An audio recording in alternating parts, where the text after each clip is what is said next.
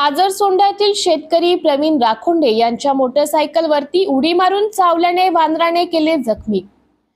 औढा नागनाथ तालुक्यामधील आजरसोंडा येथील प्रवीण राखोंडे दिनांक 31 मे 2025 शनिवार रोजी सकाळी 11 वाजता आजरसोंडा येथून मोटरसायकलवर जवळा बाजार येथे दवाखान्यात येत असताना आजरसोंडा ते जवळा बाजार रोडवरती 3 वानरे रोड पास करीत असताना मोटरसायकल चालक गणेश राखोंडे यांनी मोटरसायकलचा वेग कमी करून मोटरसायकल थांबवली।